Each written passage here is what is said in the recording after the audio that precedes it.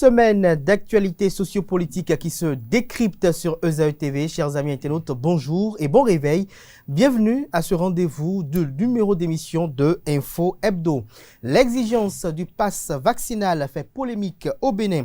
Le collectif des syndicalistes de la santé s'y oppose et ont eu à même boycotter cette semaine une rencontre qui était prévue se tenir avec l'autorité ministérielle, notamment le ministre de la Santé, Benjamin Hunkpati. Nous en parlerons au cours de cette émission avec Habib Arandessi qui sera face à Georges Anagonou. Il est à noter également que cette semaine, face au faible taux de vaccination, le Bénin a lancé une campagne accélérée de vaccination contre la COVID-19 sur une durée de 2 mois. Ce sujet également sera au cœur du décryptage d'émission de cette semaine. Également cette semaine, il est à noter que des policiers fouilleurs de téléphones ont été mis aux arrêts de rigueur pour avoir fouillé les téléphones des citoyens lors des contrôles routiers. Ils ont été identifiés et interpellés suite à des plaintes enregistrées par leur hiérarchie. Dans un instant, je vous invite à suivre cette pub de l'École supérieure d'administration, d'économie, de journalisme et des métiers de l'audiovisuel ESAE, cette pub qui présente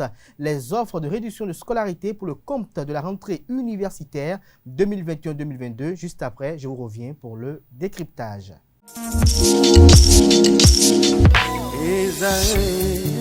Étudiantes, étudiants, parents d'élèves, nouveaux bacheliers, vous recherchez une école adéquate de formation professionnelle et pratique pour vos études supérieures? Une seule référence, ESAE. ESAE vous offre des demi-bourses et réductions dans toutes ces filières. Waouh! Payez 300 000 au lieu de 550 000 en licence 1, 2 et 3 en journalisme, réalisation, sciences de gestion, administration des affaires, sciences économiques et sciences juridiques. En master 1 et 2, 670 000 en journalisme et 550 000 en sciences de gestion et administration des affaires au lieu de 1 070 000. Écoutez, pour les 100 premières inscriptions en administration générale et administration des finances, payez 450 000 au lieu de 550 000 pour la licence 1, 2 et 3. En master 1 et 2, payez 870 000 au lieu de 1 070 000. Alors, rendez-vous vite à ESAE pour la rentrée académique 2021-2022. Les deuxième et troisième années démarrent le 20 septembre 2021 et la première année le 11 octobre 2021. Informations et renseignements, ESAE Cotonou, 3e rue à droite en quittant le carrefour Jador pour la BIBE Jéricho. Téléphone 96 80 55 11 ou 98 98 14 00 ou encore 90 93 65 21. ESAE, l'excellence à un an.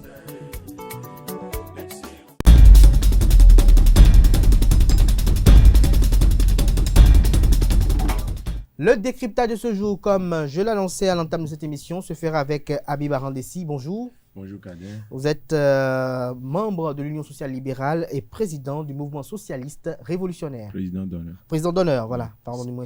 Vous êtes face à Georges Anagonou, socio-anthropologue, analyste politique. Bonjour à vous. Bonjour Joël. Bonjour Kader. Bonjour aux auditeurs de ESAE TV, surtout aux internautes. Merci d'être là ce matin. C'est un réel plaisir de vous avoir à nos côtés. Alors, Habib Arandessi, le pass vaccinal, ce n'est pas pour la première fois. Il y a cela lors de la rencontre entre les négociations de gouvernement syndicat. Il y avait le syndicaliste Kassamampo qui n'a pas pu participer à cette rencontre de haute portée parce qu'il n'avait pas suivi son pass vaccinal. Cette semaine également, d'autres syndicalistes, notamment ceux de la santé, qui s'y opposent au pass vaccinal.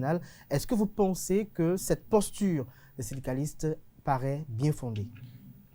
Cette posture paraît légitime parce que, comme je l'ai toujours dit, on n'a pas imposé la vaccination à la population. Lorsque les gens sont rassurés, ont une certaine assurance, vous ne direz rien avant qu'ils n'aillent se faire vacciner. Et la stratégie trouvée, c'est vrai qu'on ne veut pas dire qu'on a imposé.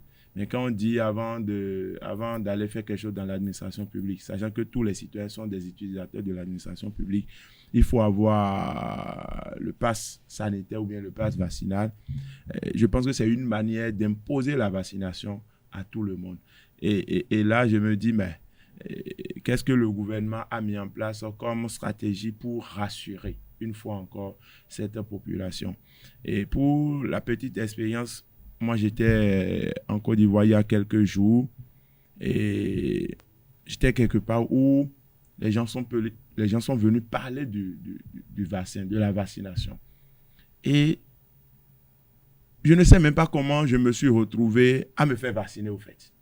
Vous avez été sensibilisé, vous avez été touché? J'ai été non seulement sensibilisé, mais il y avait tellement d'arguments. L'équipe avait tellement d'arguments pour nous montrer que on en avait besoin et que vraiment on ne courait aucun risque. Et j'étais obligé, quand il dit obligé, pas forcé, mais le discours m'a amené à prendre la première dose de Pfizer. On ne m'a pas imposé avant de rentrer dans l'avion, c'était pas imposé. Avant de rentrer quelque part en Côte d'Ivoire, c'était pas imposé. Même le port de masque, peu d'Ivoiriens portaient le masque. Mais le gouvernement, je ne sais pas si c'était le gouvernement ou bien c'était une ONG, mais ils avaient une bonne stratégie. Et lors des tests, lorsque tu vas faire le test pour voyager, par exemple, on t'explique pourquoi il faut prendre le vaccin et quels sont les enjeux qui y concourent. Voilà. Et puis j'ai pris la première dose. C'est vrai que j'ai eu quelques maux de tête, mais c'était pour 2-3 jours. Et puis c'est passé. Je pense que le gouvernement doit aller dans ce sens, travailler pour convaincre chaque Béninois d'aller se faire vacciner au lieu d'imposer la vaccination de façon dévoilée ou de façon voilée du moins. De façon voilée. Est-ce que vous y voyez une imposition de la vaccination de façon voilée et est-ce que le gouvernement est dans son rôle en exigeant que tout le monde soit vacciné contre cet ennemi invisible? À chaque fois qu'il est question de prendre une décision pour ce qui concerne la santé de la population, le gouvernement a des responsabilités. Imaginez, il y a épidémie de choléra, vous voyez tout ce que le gouvernement fait, et éliminer la nourriture, c'est pas protégé au bord de la voie, faire ceci. Donc, le gouvernement a toujours une responsabilité en matière de sécurité de la population. Et donc, nous avions déploré au départ ici la communication qui était faite en ce qui concerne la vaccination au Bénin. On avait dit que le gouvernement avait besoin de communiquer plus que ça, d'être beaucoup plus énergique en matière de communication pour que la vaccination puisse passer. Il se passe une chose, c'est que l'homme, depuis un certain temps, a pris son pouvoir vis-à-vis de l'État, sa liberté, sa responsabilité. Et donc, cette responsabilité-là exige que l'homme puisse disposer de son corps, décider de ce qu'il va faire de son corps. Et c'est pour ça que imposer de go, lorsque le gouvernement dit que tout le monde doit se vacciner, on trouve ça comme une imposition, comme un forcing. Mais lorsqu'on est dans le pays et qu'on a le plus faible taux de vaccination dans notre pays, c'est le gouvernement qui est réduit responsable. Les institutions internationales trouvent que notre régime, notre gouvernement ne fait pas son travail. Et par rapport à ça, donc, le gouvernement se doit de prendre des mesures énergétiques. Il sait, dans d'autres pays, ces mesures ont été prises. Je donne un exemple, par exemple. On avait dit à l'hôpital, tous ceux qui travaillent à l'hôpital en France doivent être vaccinés. On a donné une limite, le ministre de la Santé a donné une limite, et ceux qui n'ont pas voulu se faire vacciner en ce moment-là, ils ont abandonné leur boulot. C'est un choix. C'est un choix. Parce que le gouvernement reçoit des malades à l'hôpital, le gouvernement reçoit des usagers dans les services publics, et il n'aurait pas voulu que ces usagers-là viennent là et se fassent contaminer par quelqu'un d'autre. Et donc, le gouvernement dit, puisque nous avons le plus faible taux de vaccination dans notre pays, eh bien, pour certains services sociaux, nous allons exiger que les gens puissent être vaccinés avant d'avoir assez. C'est pour booster le taux de vaccination Justement, dans notre lorsque pays. le gouvernement prend cette décision, est-ce que vous trouvez fondé que des syndicalistes d'un département ministériel ou les syndicalistes en général, puisqu'ils sont nombreux à être contre l'imposition du pass vaccinal, est-ce que vous trouvez fondé qu'ils puissent boycotter des rencontres de grande envergure qui sont de nature à avoir un réel impact sur la vie des travailleurs? Est-ce que vous pensez fondé que les syndicalistes puissent boycotter cela parce qu'ils leur ont exigé le pass vaccinal? C'est l'extrême. Lorsqu'il s'agit d'aller défendre les intérêts des travailleurs, et quand vous avez dit de vous vacciner, que vous refusez le principe, vous pouvez peut-être vous faire représenter par quelqu'un d'autre qui est vacciné dans votre groupe. Vous voyez ce que je veux dire? Là, ça devient une question retournant personnelle. Sinon, lorsqu'il faut aller défendre les travailleurs, vous avez pris la responsabilité de les défendre et dans les conditions qu'il faut remplir pour pouvoir les défendre, vous devez remplir ces conditions-là. Mais il est aussi que le syndicaliste se dit, je dois donner l'exemple, je dois donner le bon exemple. Il est syndicaliste, mais il est aussi individu quelque part. Et donc, sa conscience à lui, c'est de ne pas faire la vaccination. En ce moment-là, il peut trouver quelqu'un autour de lui qui essaie de faire la vaccination et qui veut bien représenter la centrale. Seulement, ce qu'il faut savoir, à chaque fois que le gouvernement prend une décision qui ressemble à une décision d'imposition, il est de la responsabilité des syndicats de réagir. Dans tout pays, partout où le gouvernement a donné des contraintes de gens, eh bien, les syndicalistes ont réagi. Mais c'est normal. Mais d'explication en explication, et là, je suis content d'entendre Habib dire, il m'a surpris de dire qu'il s'est fait vacciner. Donc, s'il s'est fait vacciner, c'est qu'il est convaincu. Et ça justement, Habib a évoqué non, il a dit qu'on l'a convaincu. Oui, convaincu. Non, mais attends, j'ai partagé des plateaux ici avec Habib, où il dit qu'il ne va pas se faire vacciner. D'accord? Et que lui, il ne le fait pas. Mais tout à l'heure, il vient de me dire que, il est vacciné. Donc, le danger n'existe plus. Donc, Habib va servir d'exemple aux autres. Donc, ceux qui écoutent aujourd'hui, ce matin, Habib s'est vacciné, allez vous vacciner, c'est ce qu'on va dire. Parce que ça ne contient plus un danger. Non, ce que je vous ai dit, c'est que le gouvernement, il y a ce qu'on appelle les mesures de précaution. Le gouvernement se doit de les prendre. Et la précaution ici, c'est de faire vacciner les citoyens béninois. Imaginez un instant si le gouvernement n'a pas amené suffisamment de vaccins. On accusait le gouvernement d'ailleurs au départ. Maintenant, le gouvernement a amené suffisamment de vaccins. Et vous ne voyez pas que c'est une contrainte pour le gouvernement de dire, ces vaccins qu'on a pris l'argent du contribuable béninois pour acheter, il faut qu'on puisse l'utiliser. Et qu'on puisse en amener de dire, nous n'avons aucun intérêt. Il y a quelques semaines, il avait commencé par avoir de la pression à l'ADA. Le gouvernement était dans tous ses états. Le ministre de la Santé comptait partout. Parce que si on commence par avoir manque de lits à l'ADA, manque d'oxygène à l'ADA, c'est l'hécatombe.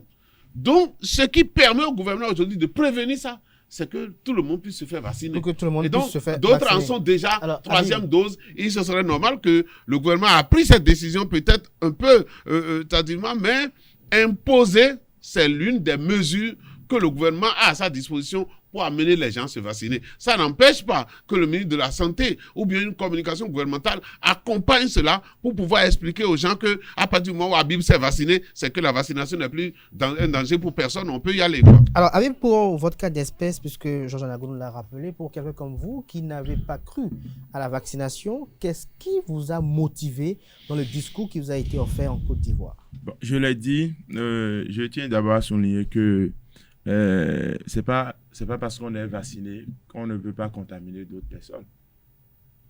Si on est vacciné, on peut non seulement contracter la maladie. On est dans le cadre où tout le monde est vacciné. Ouais. On peut contracter la maladie, mais on peut aussi contaminer d'autres personnes. Sauf que la stratégie mise en place, je ne sais pas si c'est une ONG, lorsque vous décidez de voyager, vous faites le test 72 heures avant. Et puis, quand vous allez au centre, il y a une équipe là qui vous appelle, qui vous présente d'abord tout ce qui est fait comme communication sur les réseaux sociaux, sur la COVID-19. Sur la COVID-19, sur le vaccin, surtout sur le vaccin. Et vous donne maintenant, si vous savez lire, vous donne des documents, voilà. C'est vrai qu'on n'a aucune assurance à 100% sur le vaccin. Mais vaut mieux pour vous d'avoir le vaccin dans votre corps et être quand même sûr à peut-être à 60% d'être protégé contre des formes graves. Et c'est ce qu'il faut dire à la population aussi, contre des formes graves, en cas de complications et autres, que de ne pas l'avoir et circuler comme si de rien n'était, et puis un jour contracter la maladie et développer une forme grave et perdre la vie.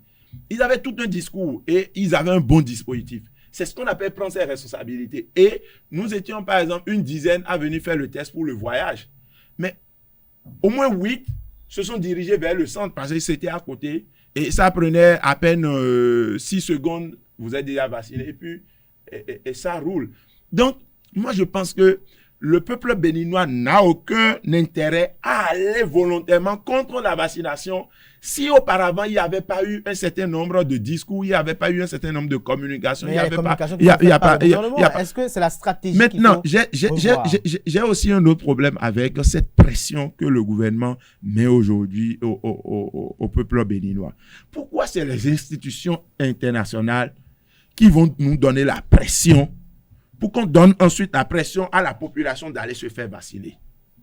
Moi, personnellement, j'ai un problème avec ça. Quel est l'intérêt en réalité du gouvernement? Si tant est que c'est pour le bien-être de la population, on n'a pas besoin de donner cette pression au peuple béninois. Je vais vous raconter aussi une petite situation que j'ai vécue à l'aéroport qui montre que, en réalité, ce n'est pas l'intérêt sanitaire, ce n'est pas la santé de la population qui préoccupe le gouvernement en place. Lorsque vous voyagez, vous décidez de quitter le Bénin par voie aérienne, vous faites le test 72 heures avant. Et quand vous faites le test, très souvent, vous avez peut-être le résultat le matin ou bien la nuit, la veille de votre départ. Quand vous allez en tout cas pour le cas de la Côte d'Ivoire, on ne vous demande plus de test. C'est-à-dire la Côte d'Ivoire reconnaît le test que vous avez fait d'ici pour aller là-bas. Au retour, 72 heures avant, vous faites également le test. Mais figurez-vous, quand vous faites le test, vous avez le résultat le matin de votre voyage. Figurez-vous, quand vous venez au Bénin, vous descendez vous avez votre résultat le matin, vous descendez le soir au Bénin, l'État béninois vous demande de faire encore un autre test et de payer 25 000. Et quand vous n'avez pas, par exemple, les 25 000, on vous fait le test, mais on prend votre passeport.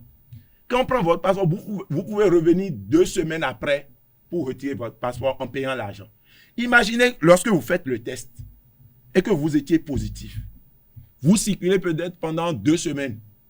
Vous aurez le temps, par exemple, de donner peut-être la maladie à presque tout le monde dans votre entourage. Et quand c'est comme ça, vous voyez directement que le dispositif mis en place, vaccination, test, tout ça là, c'est pour prendre de l'argent chez la population.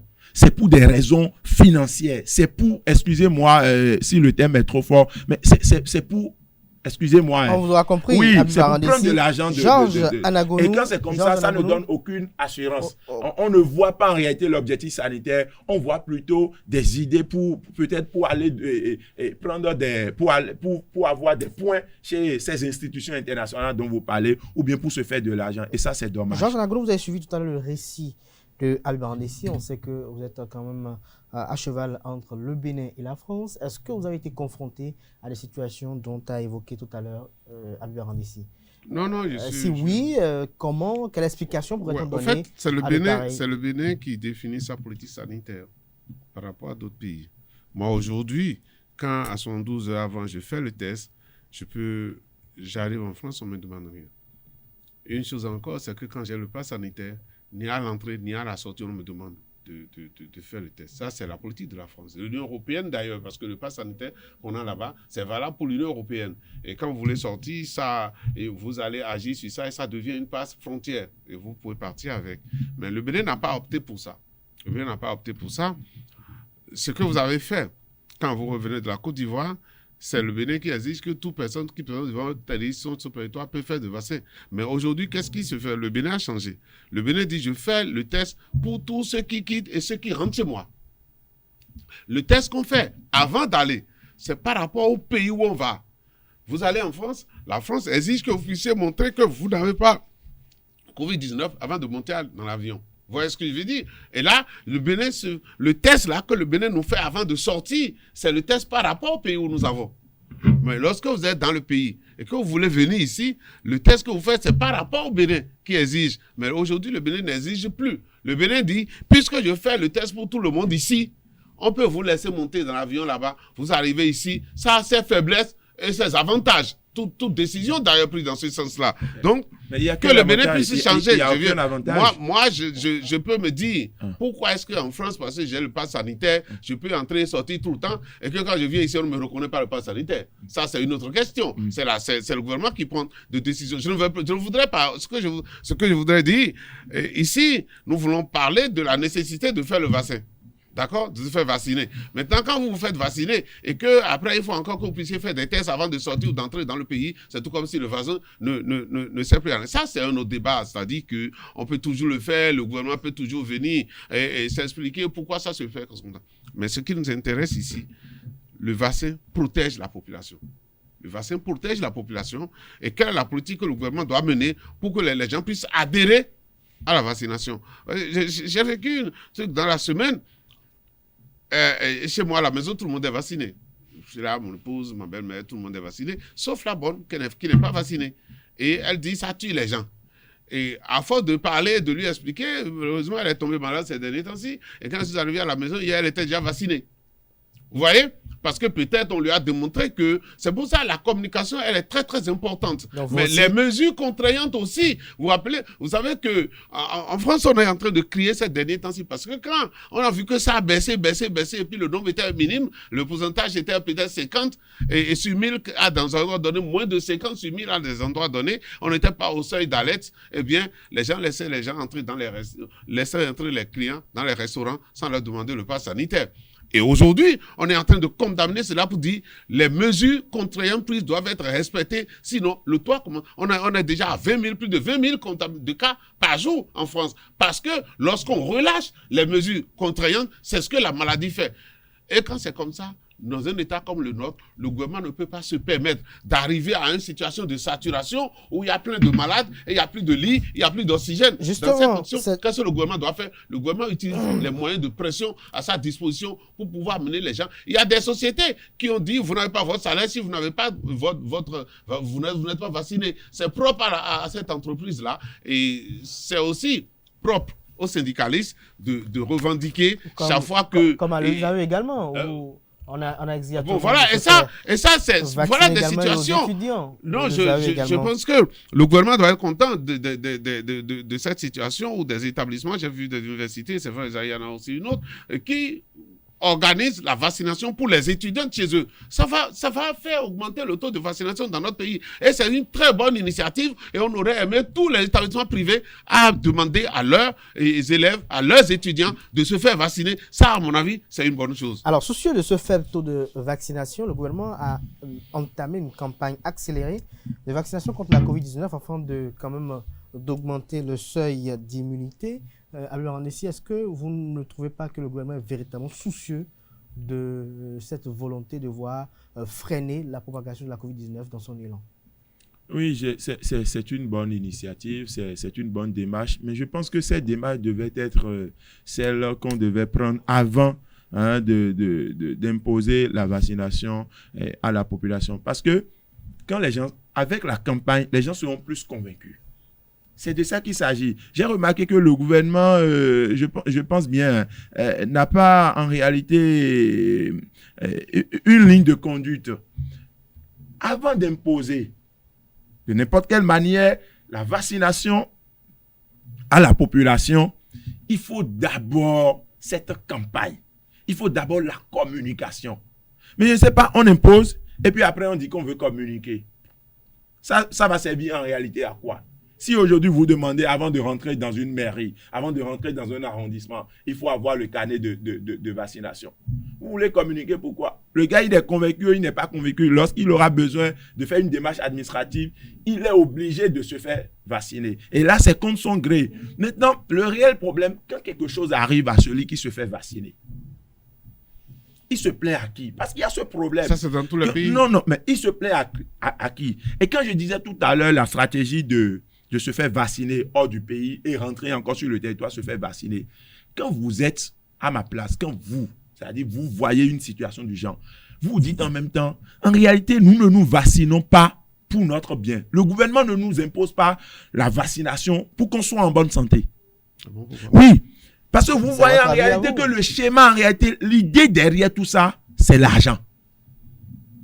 Vous voyez que c'est... Oui, en réalité... On ne vaccine pas contre de l'argent. Écoutez... La vaccination, elle est gratuite. Non. Vous êtes d'accord avec moi. Pourquoi il y a une pression des institutions? Pourquoi il y a une Quelle institution? Mais vous l'avez dit tout à l'heure et on entend ça un peu partout. C'est de la responsabilité de l'OMS.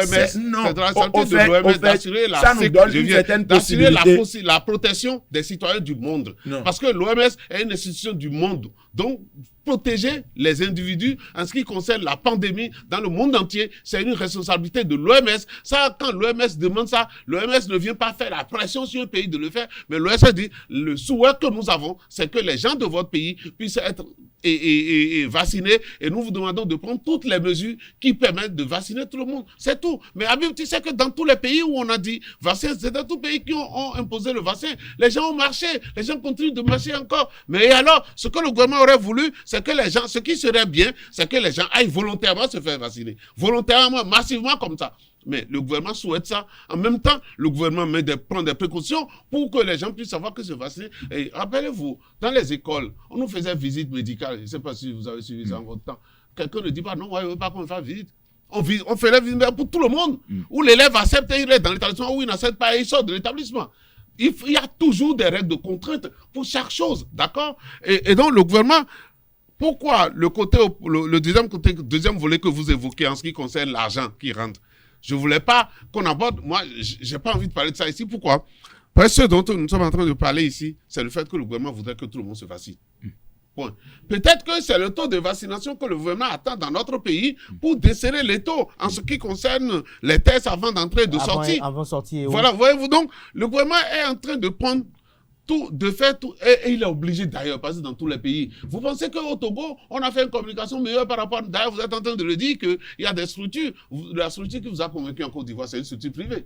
Ou bien, c'est une structure privée. Il y a aussi des structures privées ici qui peuvent faire le travail comme ça. Et les Togolais, ils sont plus du double de ce que nous sommes pour vaccination ici, alors que notre population dépasse leur population. Non, je pense que ce qu'il faut faire, il serait bien d'accompagner le gouvernement dans cette campagne-là, qui l'amène à faire vacciner tout le monde. Justement, avec cette campagne accélérée, Georges Anagonu, est-ce que vous pensez au regard des éléments d'appréciation, de la dynamique communicationnelle en vogue et autres, est-ce que vous pensez que l'objectif visé sera véritablement atteint? Parce à 100%, c'est jamais arrivé. L'objectif visé, c'est que oui, à 100%, un meilleur taux de... Oui, qu'on puisse arriver, par exemple, et c'est que le gouvernement va acclamer, si on peut arriver, par exemple, parce que la moitié de la population béninoise en a de se vacciner, se vaccine. Le gouvernement va acclamer. Et à partir de ce moment-là, le gouvernement peut desserrer. Vous savez, il y a cinquième dose, cinquième vague qui est en cours maintenant dans le monde entier. Mais les gens reprennent encore les mesures de contrainte. Les gens reprennent les mesures de contrainte. Dans un pays, je ne sais pas si c'est en Australie, on a dit, tous ceux qui ne sont pas vaccinés ne vont plus sortir. Ils sont confinés chez eux. Vous n'allez pas être d'accord. Mais c'est ce que le gouvernement de ce pays-là a trouvé pour protéger la population. Parce que quand ça meurt trop, ça agit sur le gouvernement. On accuse le gouvernement. On a accusé beaucoup de régimes de la mauvaise gestion de la pandémie Covid-19. Ce que l'État peut faire et qui peut amener les gens à se vacciner. Moi, je pense qu'il faut le faire. Il faut le faire pour que les gens puissent être vaccinés réellement. Ça assure une santé de la population et assurer la santé de la population.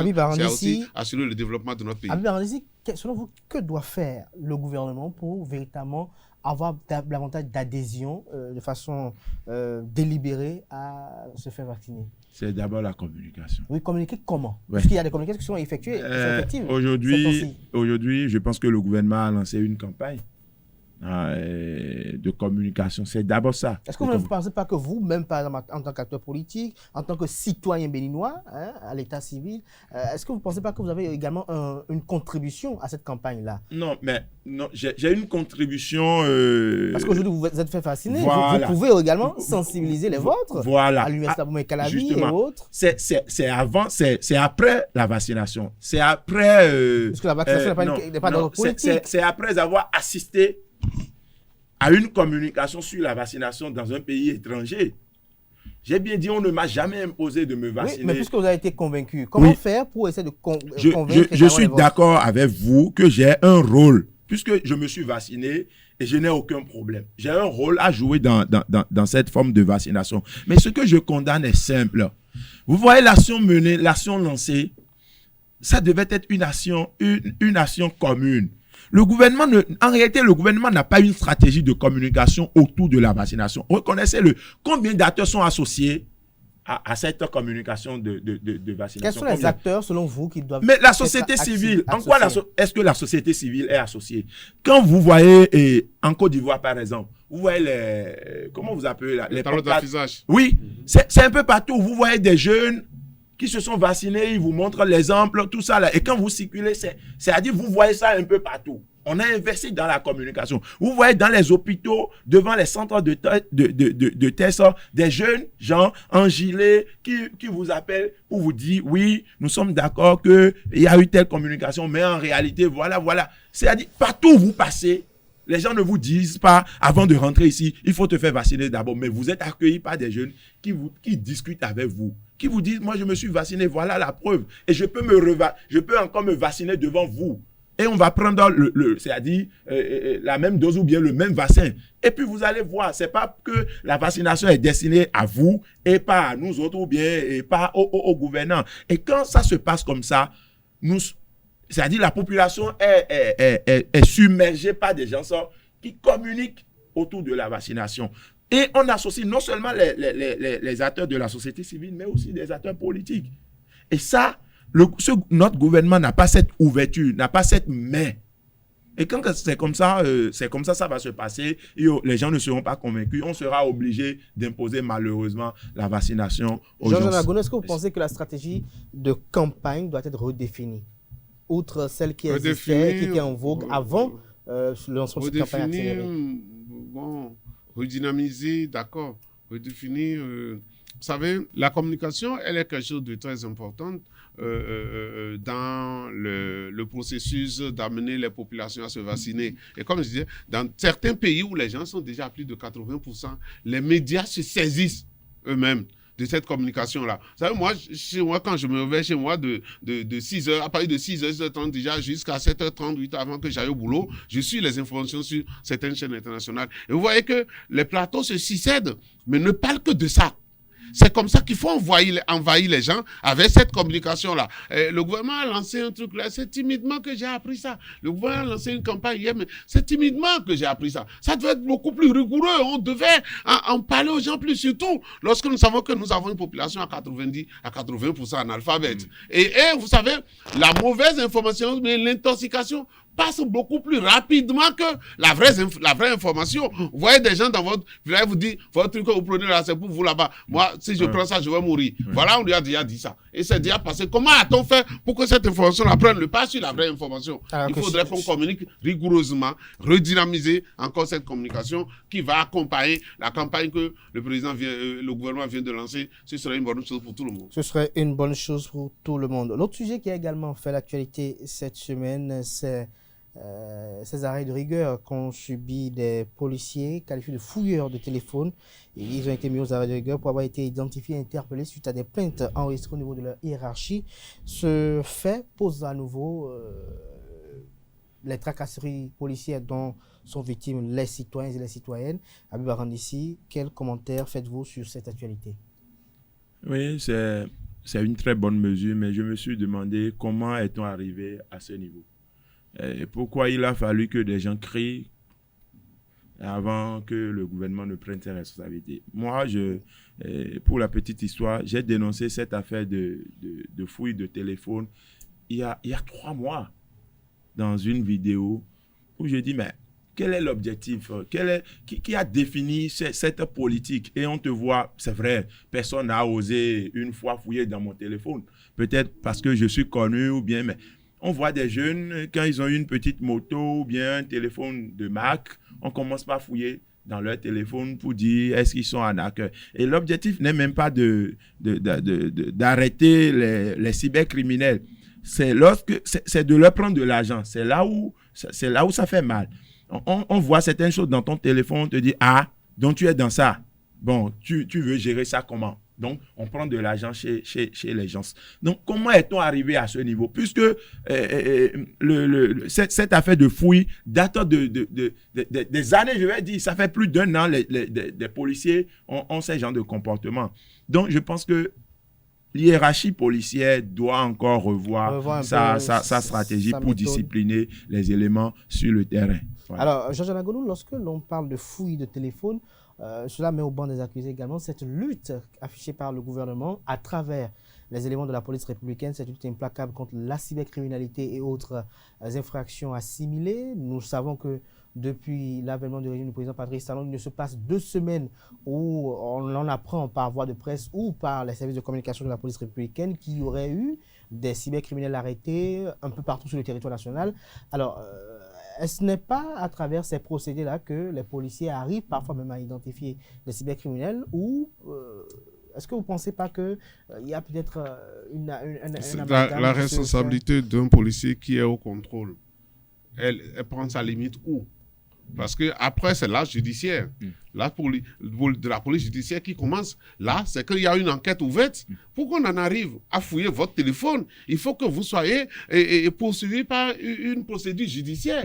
Et là, c'est sous la responsabilité du juge ou du procureur que cette fouille-là va se faire. Donc, je ne sais pas comment on en est arrivé, parce qu'effectivement, j'étais quelque part sur une plage. Comme le dit tout à l'heure Habib Arandessi, selon certaines indiscrétions, lorsqu'on vous voit jeune, moins de la vingtaine ou peut-être à 20-22 ans, et qu'on vous voit dans un véhicule estimé peut-être à 30-40 millions, tout de suite, après le contrôle de police de routine, on veut essayer de prendre votre téléphone pour essayer d'y voir. Oui. Est-ce qu'il n'y a pas oui, à céder, à fouiller, c'est ce que la police a dit, c'est une enquête judiciaire qui conduit à ce niveau-là. Mais lorsqu'on vous voit sur la route et qu'on vous prend, vous n'êtes pas encore sous contrôle, vous n'êtes pas encore sous enquête judiciaire, et par conséquent, on ne peut pas aller jusqu'à un certain niveau en matière de fouille. Vous comprenez ce que je veux dire? C'est vrai que le policier vous contrôle. Il voit certaines choses, il a des suspicions, c'est qu'il rend compte à la hiérarchie. Ou bien, on vous envoie à la police, et en ce moment, l'officier de police judiciaire vous prend, et commence à poser des questions, et puis on en est arrivé là. Mais vous voyez sur la route et vous contrôlez, parce que j'étais quelque part sur une plage là-bas et dans un truc, et je voyais les policiers faire la ronde et tout, et la personne avec laquelle j'étais me dit, parce que ils sont maintenant, on reconnaît les arnaqueurs, les gaïmans là, on les reconnaît en fait. Et effectivement, quand vous êtes là, qu'ils sont assis autour de vous, vous voyez leurs manifestations, vous savez que ces gens-là, ils appartiennent à une catégorie. Maintenant, j'ai vu des téléphones simples de 3 000, de 4 000. Et je dis, mais attends, tu dis, ces gens-là, ils sont là, et tu vois, ils ont ce truc Gaiman, et tu vois les téléphones. Il dit, oui, justement, c'est parce que maintenant, quand les policiers les voient avec les téléphones de qualité Android et tout, ils commencent pas à fouiller dans les téléphones tout de suite. Et on les reconnaît par ça. Et c'est ça qui a fait qu'ils ont commencé par aider des téléphones qui ne sont pas Android, et que même parfois, quand ils sont avec une copine, ils remettent le téléphone Android à la copine, et eux, ils sont avec le téléphone simple. Donc, c'est vrai que le malfrat, l'arnaqueur, oui, non mais, bon, enfin, je ne sais pas. Mais le malfrat développe toujours des idées pour prendre de l'avance sur la police. Mais la police elle-même se doit aussi de développer des idées. Et cette campagne, cette lutte qui a été menée contre la cybercriminalité depuis que le régime actuel est là, a apporté beaucoup de choses. Donc si, en faisant ça, si parfois il y a des dérapages, nous pouvons chercher à comprendre et chercher à corriger. Et je pense que c'est ce que le directeur général de la police vient de faire. Ayant remarqué qu'il y a des dérapages, on a rappelé alors tout de suite et on est allé plus loin. C'est qu'on a commencé par punir les auteurs de ce truc-là tout de suite. Il faut comprendre que dans tout corps, il y a toujours des dérapages. Dans toute action, il y a toujours des dérapages. Ce qui est bien, c'est que les responsables puissent intervenir dans le temps qu'il faut pour arrêter ces dérapages-là, pour que rien ne soit impuni dans notre société. C'est un véritable chapeau pour le contrôleur Soumana Yaya, qui est le directeur général de la police républicaine, et dont les différentes unités spéciales ont entamé cette semaine sur toute l'étendue du territoire national des opérations visant à garantir une sécurité absolue pour les populations, notamment en cette période de fête de fin d'année, notamment à Cotonou avec le capitaine Fiacre Béanzin. L'opération Boulé a été lancée également pour permettre aux populations de passer de période de fête de fin d'année en sécurité. Et jeudi dernier, des malfrats ont été abattus, notamment dans la ville de Cotonou. C'était une petite information pour essayer de faire une transition avec la fin de cette émission. Chers amis internautes, ici prend fin Info Hebdo de ce matin. C'était en compagnie de Habib Arandessi, président d'honneur du mouvement socialiste révolutionnaire. Il était face à Georges Anagonou, socio-anthropologue, analyste politique, comme vous le savez si bien. Il s'agit d'affaires liées aux hommes en uniforme. On ne polémique pas beaucoup là-dessus. Nous allons regarder de très près cette actualité. Nous allons suivre de très près le déroulement de l'actualité la semaine à venir. Et nous allons nous retrouver notamment dans les rendez-vous d'émissions quotidiennes et même hebdomadaires pour venir à nouveau décrypter l'actualité sociopolitique. Merci à toutes et à tous pour l'attention. On se retrouve demain par la grâce et la volonté divine pour l'inviter. Portez-vous bien et bonne suite de programme sur ESA TV.